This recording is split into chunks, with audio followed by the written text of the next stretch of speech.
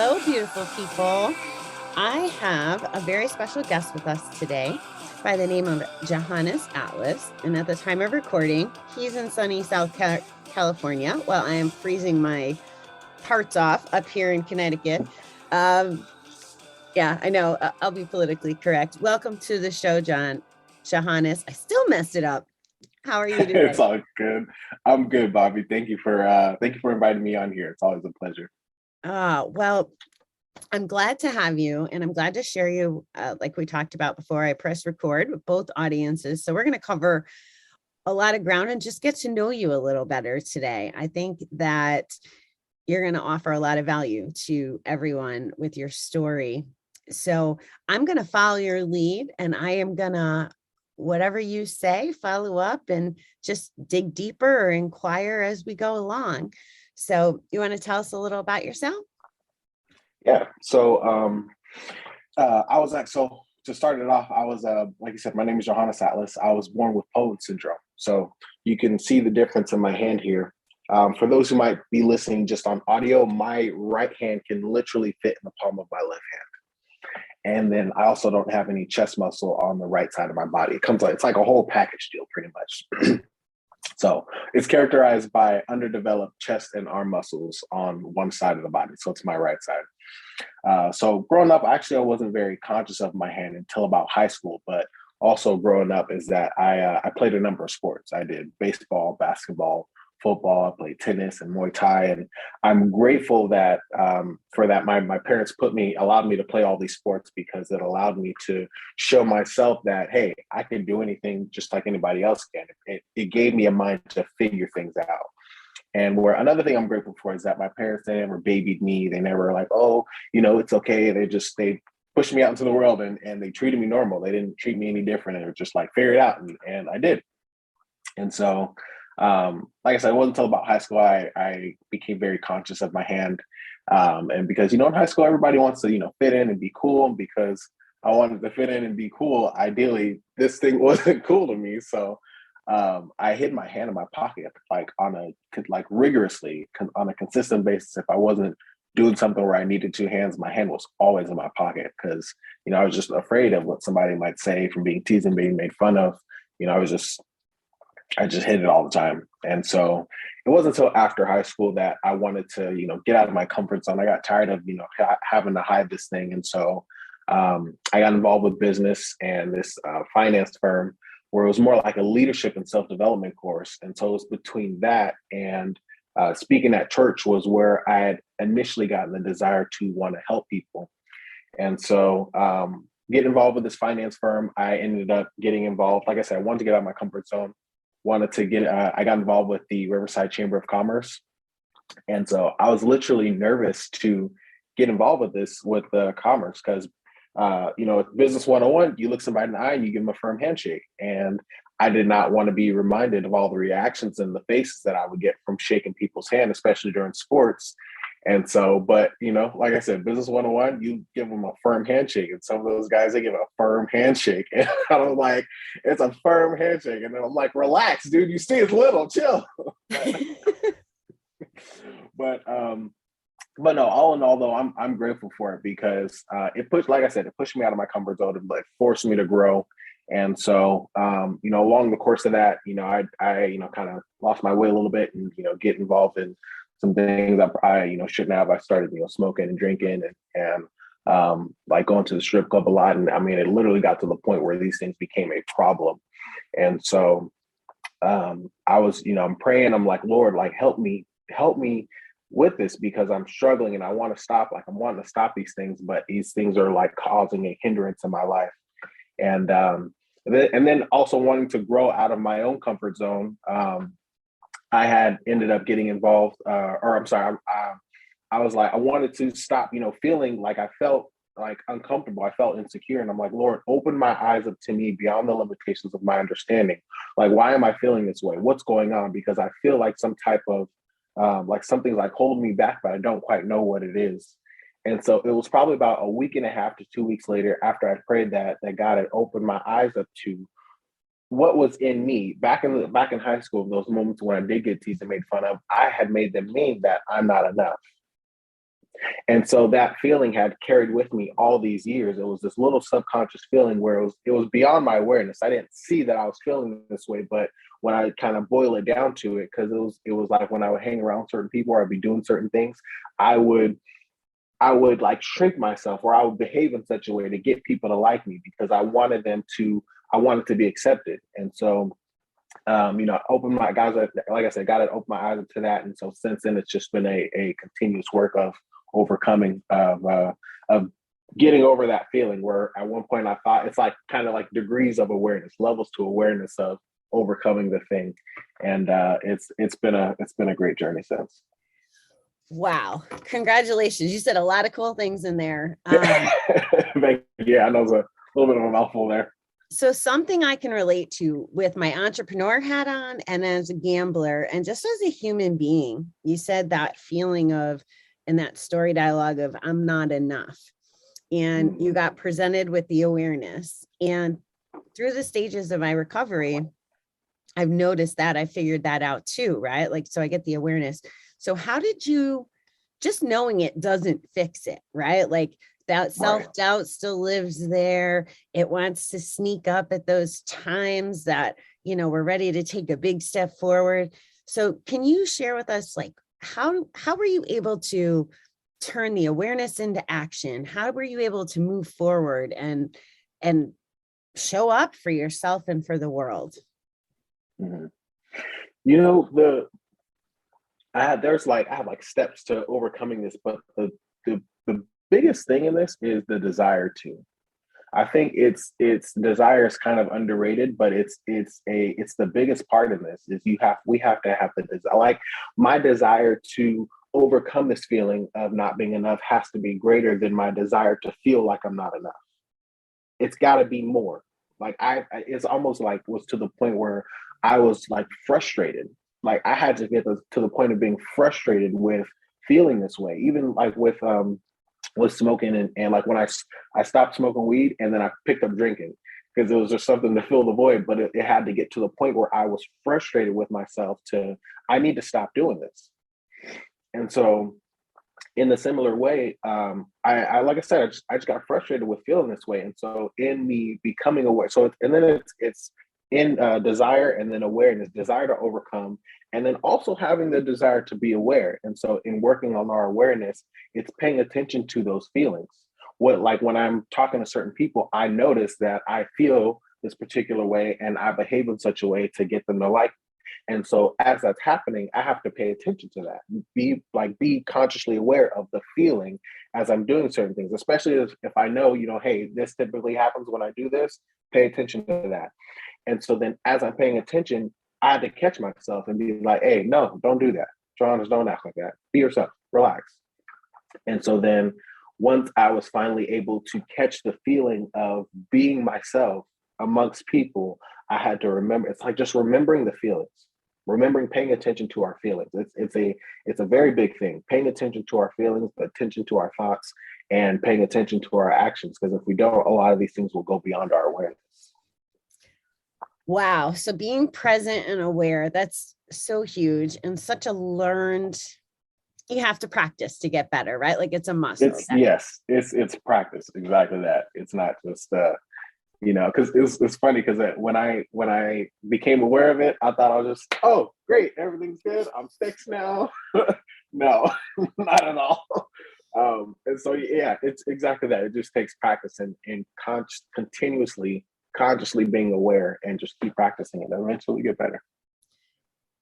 All right. I'm going to dig a little deep and hopefully your answer is what I think and hope your answer will be. But so you've caught on that you act a different way in front of different people. And then you have this process, you're aware of it. So then you change and you show up as who you genuinely are. Has there ever been consequences to you showing up as the real Johannes? Like, has that ever bit you in the butt? Yes. Sometimes people don't expect, because in me behaving such a way to get people to like me, I just became this people pleaser. And so when I stopped trying to please people, it Yeah, I guess the reactions that people were expecting didn't happen, or they were expecting, the old Johannes, not realizing that I'm a new Johannes. And so, yeah, and I think the biggest thing was that I had to realize is that I'm not for everybody, and exactly the same for everybody else. As we are not for everybody. We're not meant for everybody. Who we are is not going to be for everybody, and I had to sit with that and be comfortable with that. And it was an uncomfortable feeling from being a people pleaser my whole life, but it's worth it. Okay, so thank you for that distinction. So it sounds like it bubbles up only with people who knew you before this transformation and awareness. And I was asking from the perspective of strangers, but you brought up a better point about as we change and grow and we take care of ourselves, because we're no good to anybody, right? Unless we're taking care of ourselves, Mhm. that other people can react not in alignment with our actions or behaviors. So that was a very great point, and I appreciate that a lot. Um, one of part of my journey when I first got into recovery was I had zero faith in anything, whether it was God, higher power, any of that stuff. And that's an evolving thing for me. In 2019, I made a conscious effort because it was in the 12-step work that I had to go figure out this God stuff and spirituality and meditation. Mhm. And when you opened up, you shared with us that a lot of it had to do with church and God. So if there was someone out there listening on either platform that hasn't found some version of faith, can you maybe give them some, I don't know if insight or direction, or maybe share value? Like, did you grow up in faith? What did you go on a journey to discover it? Like, what did that look like for you? Yeah, so I was thankfully I was actually raised in church. Um, but even as I was growing up in church, excuse me, even as I was growing up in church, just seeing, hearing them talk about the Bible, and then, seeing what was happening for myself, there was just some things that didn't make sense. It just seemed like there was more to the picture here. And so, one thing that I'm grateful for is that because I was born this way, it's caused me to look more inward instead of being so focused on the physical. And I, began to question a lot of things. And so I was always in my head. I just think a lot. And so, like I said, just questioning a lot of things, and just things that God has opened my mind up to. But if you just look at the world as take man out of the picture, I'll say. But if you look at this world, I mean, even if you can include man, the world there's a perfection to the world. And when you look at the design of everything, even in our bodies, looking at the perfect design of it all, everything comes from and this all comes from somewhere. So I'm a bit of a science nerd too. So I'm gonna throw a little bit of that in here. So there's what's called the law of biogenesis. It says that life can only come from other living things. This world is full of life, and so this world had to come from something else that's living, and where God is, He is a living God.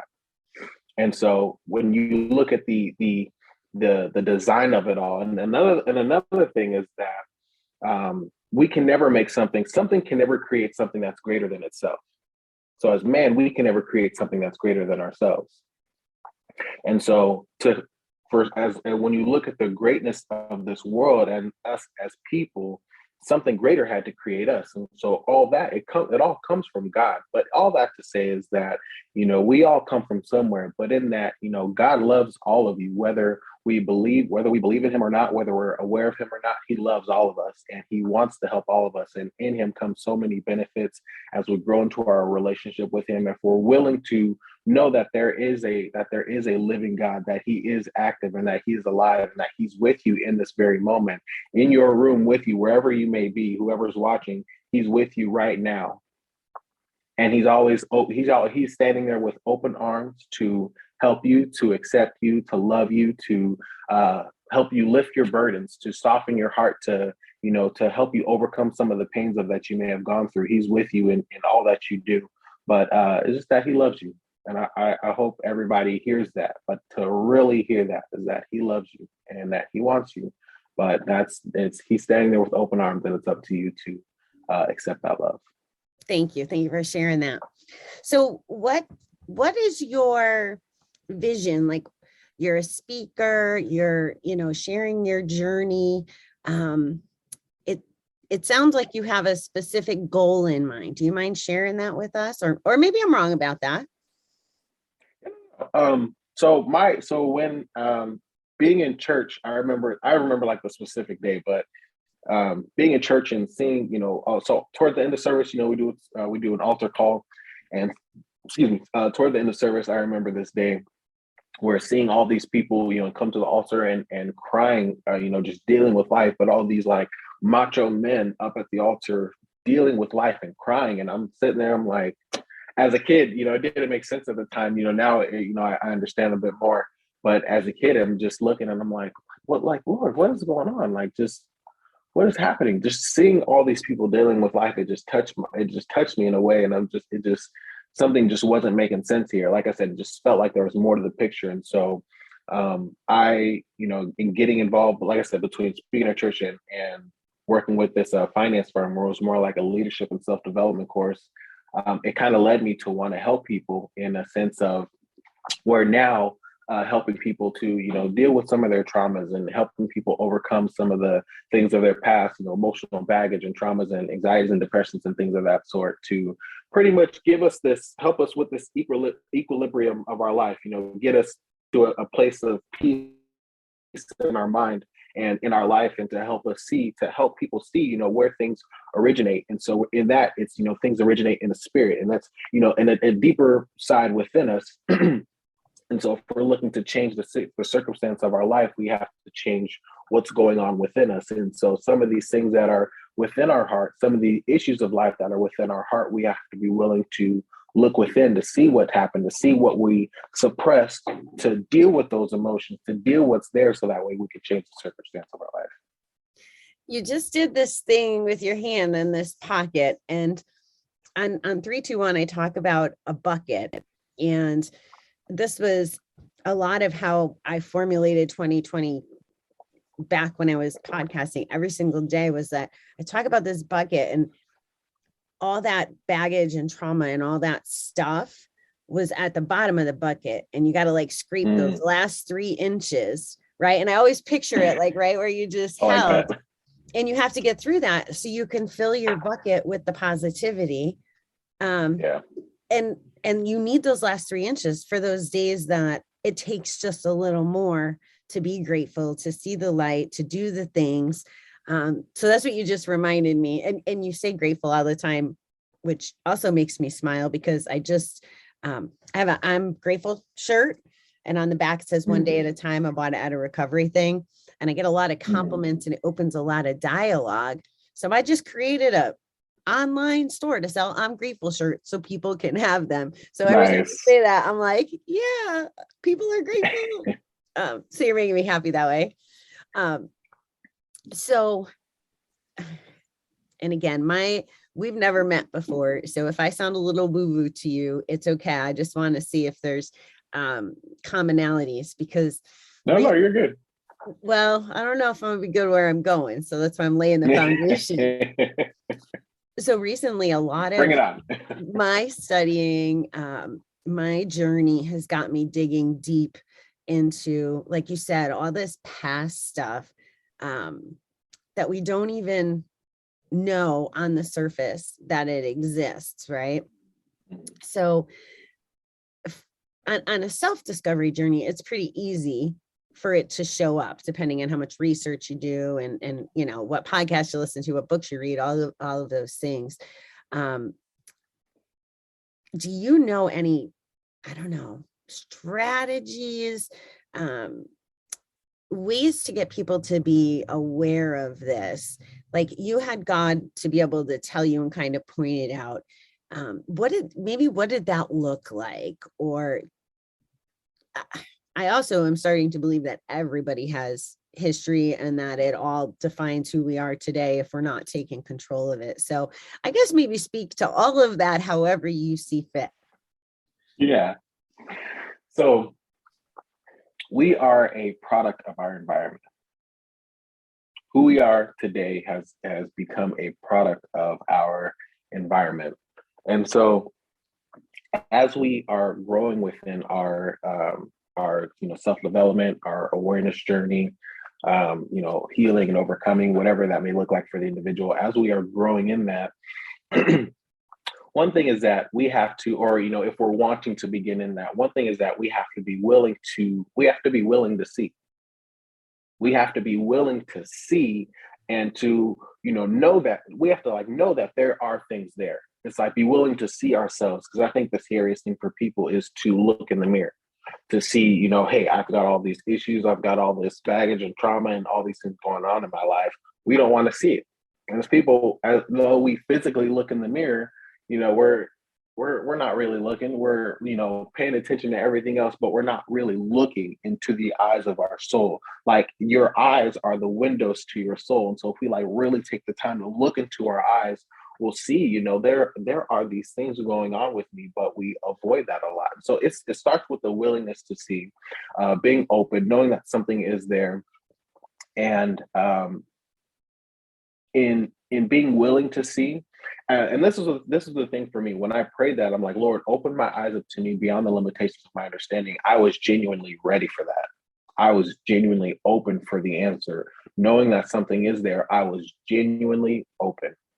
So the steps to that, to seeing what is there and to overcoming what is there, for me, was one, desire, as I talked about that a minute ago, the willingness to, or wanting to see, wanting to grow, wanting to become aware.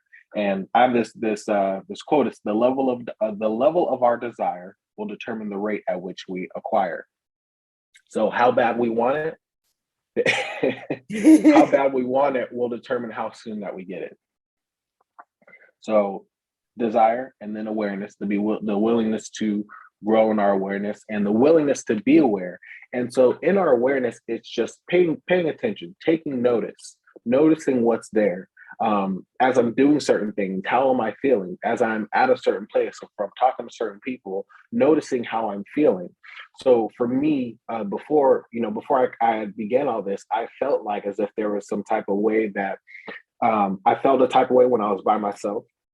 There was another way I would feel when I'm with my close friends or family. And then there would be another way I would feel, or I felt like there was three different people. Sorry. I'd be one type of person by myself, and there was another one when I'm with my close friends and family. And there was another version of me when I'm with strangers. And so that was a problem in itself, because I need to be unified, not split up, not three different people, but one person. And so in that, as I was doing these things, I had to take notice in how I was feeling, and take notice in what my thoughts were like, and what was going on. And so as we pay attention and as we take notice of these things, it's not right, it's not wrong, it's just what it is. Just taking notice. And then after awareness, it's the willingness to let go. And there's a submission that comes into place. The willingness to let go. And this is probably the hardest part here for a lot of people. It's being willing to submit. It's the and this is almost like a cuss word. But yes, it's the willingness to let go. And this is, like I said, the hardest part, but it is the most important part of this all, is submitting. And so thankfully for me, I was able to, in letting this go to God, I'm like, Lord, take this from me, take this issue, take this feeling, take this burden from me, because it's weighing me down. And knowing that, if I give it to him, he's not going to, give me something back in, a worse form. He's going to give me my heart back in a pure form. He's going to help me. He's there to help me and assist me and guide me. He's not there to do me any wrong. He's not there to lead me down the wrong path or do me dirty. Everything that he does is for a reason. And we all have to be willing to see that. It's all for a reason. We may not see the reason just yet, but there is a reason behind it. I love you. I love that we believe in the same things and we got there in very different ways. So I really appreciate that. I really appreciate that, because I'm coming to believe that everybody's in this position. Everybody's in this position of working towards their best selves, or maybe not even knowing they're not their best selves. Like I remember recently thinking, I was sitting on the couch and I think I was eating like popcorn and I was watching TV, which is a really rare thing for me. I'm hardly ever in front of a television.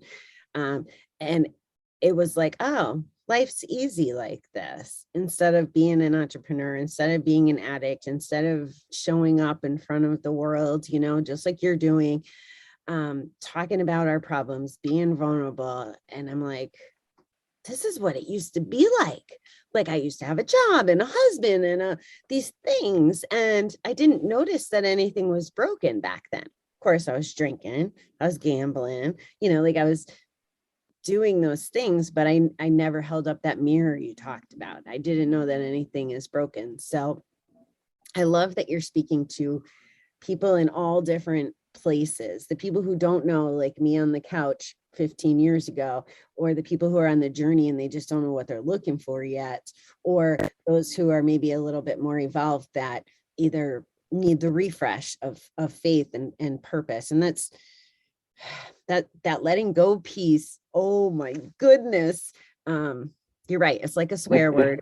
It's difficult. We use the word surrender a lot in recovery, and it's hard. It's hard, especially if you're a control freak, like I want to be. It's really hard. So, is there anything else that you want to cover that I might not have asked you about? Yeah, and I'm sorry. Actually, I forgot. I left something out on that on what I was explaining here. In becoming in growing in our awareness, as we're taking notice of our feelings, a major question here is as we're noticing, for me, like for example, when I would be talking to strangers and I would notice, hey, I'm feeling a different way other than how I feel when I'm by myself. The big question to ask is, as we take notice of these feelings, is why am I feeling this way? Why am I feeling this way? And at that point, it's the willingness to be open. It's the will to whatever it might be. And so how open we are will determine how quickly we get the answer, how ready. And that's the thing, we have to be ready for it. And as it comes, when we see the answer. So for me, when I saw that, hey, it's because I feel like I'm not enough. It's then the willingness to surrender, submit that. And so the thing because you had mentioned meditation earlier. And so one of the things I think that how society or culture talks about meditation is that we're supposed to empty ourselves.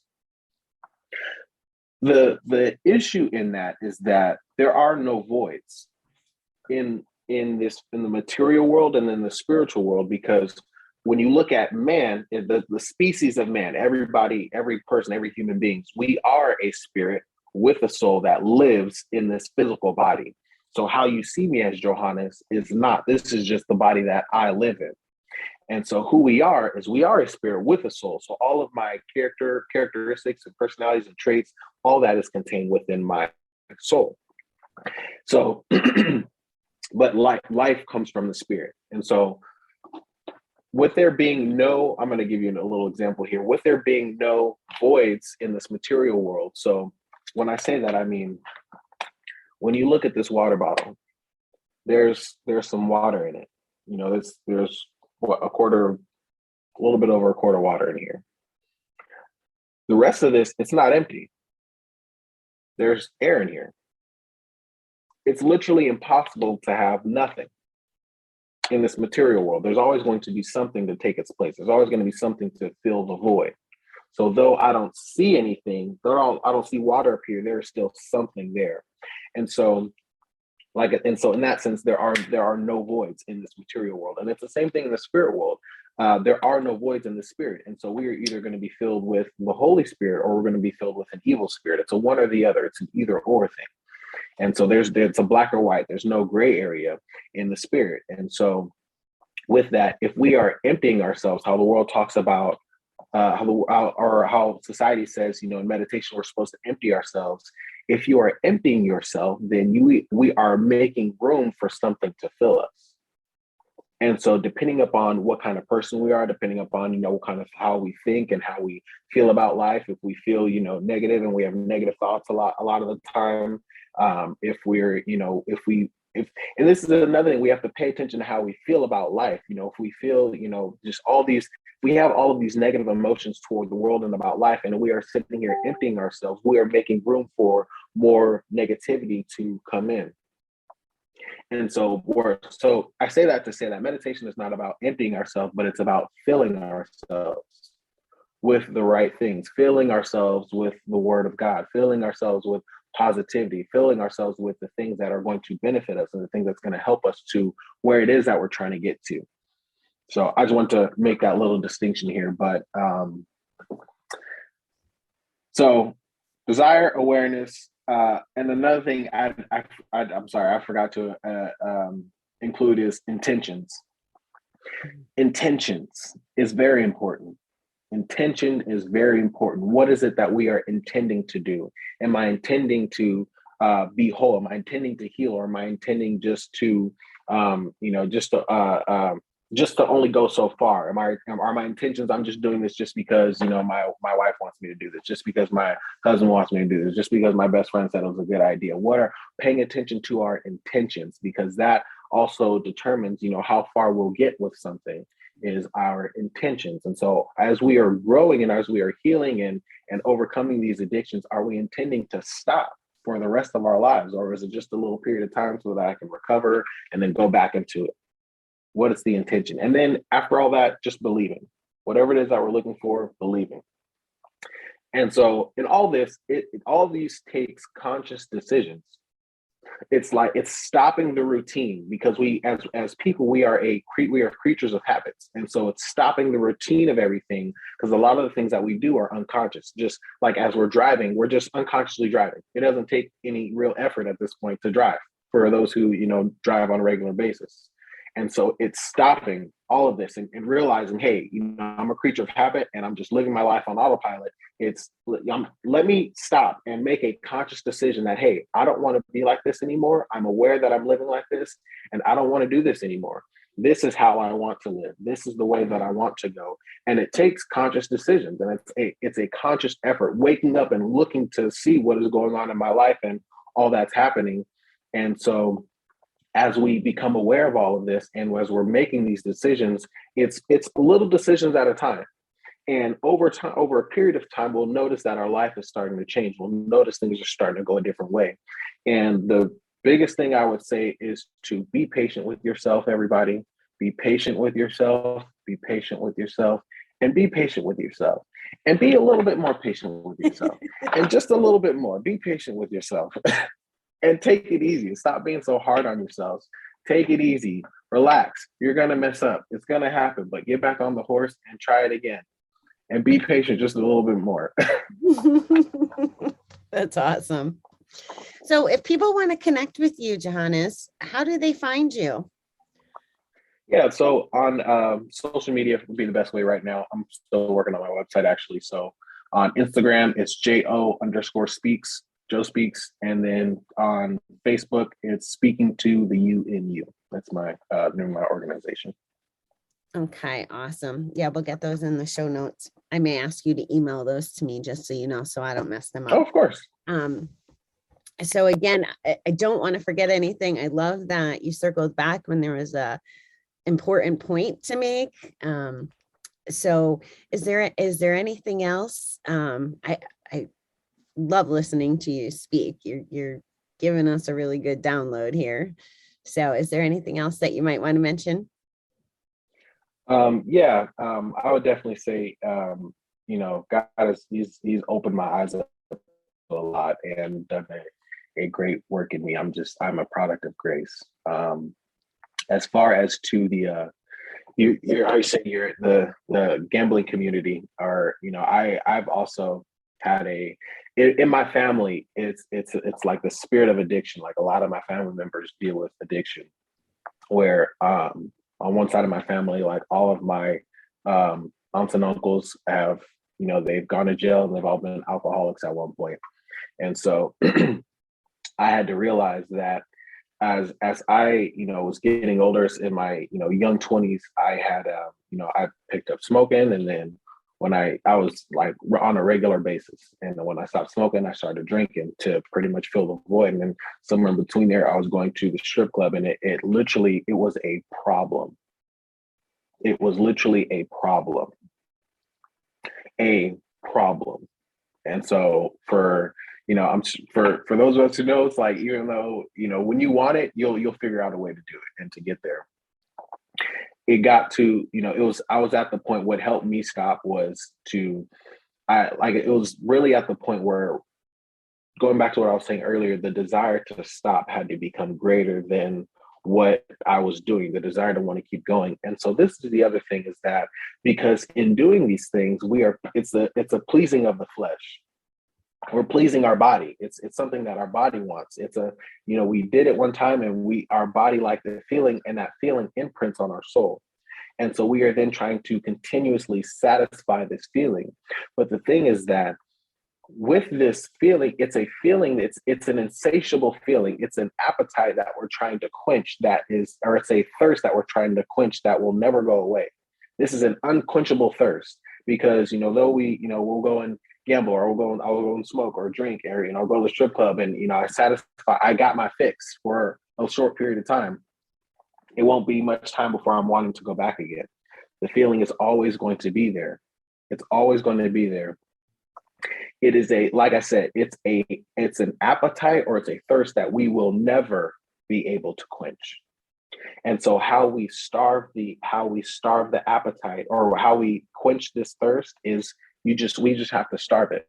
We have to starve the desire, starve the appetite. So whatever that may look like for the individual, we have to stop going. We have to stop doing the thing, because the more that we do it, we're going to keep wanting to do it. And in that, it's making the desire to stop greater, having a greater desire to stop doing this thing, because we'll never be able to satisfy that feeling. We're never going to be able to satisfy that itch. We're never going to be able to scratch that itch fully and to be fully satisfied. It's always going to be there. So be patient with yourself, but stop, please. You guys stop, because it will take us down a hole. It's going to take you down a hole that we wish that we had never gone down. Yeah, you're so true about that. So right. Well, thank you so much, sir. That was very passionate, which I like.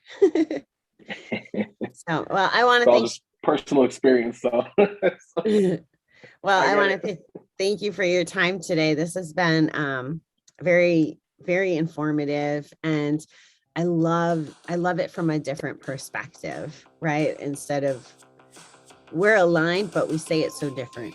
So I like that. So I appreciate you being on today. Hey, thank you for the invite.